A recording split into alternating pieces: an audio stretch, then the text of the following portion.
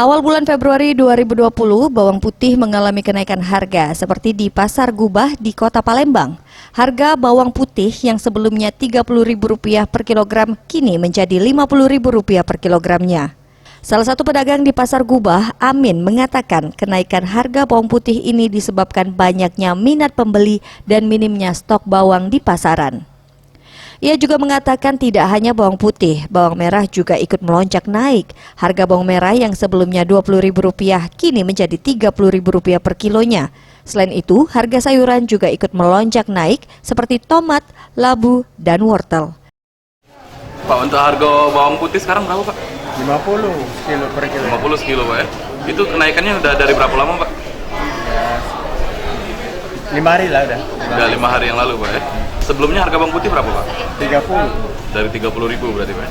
Selain bawang putih ada lagi, Pak, kenaikan yang lain, Pak? Bawang merah Bawang merah jadi berapa, Pak? jadi 30-an. Dari 20. Tim Liputan Sriwijaya TV.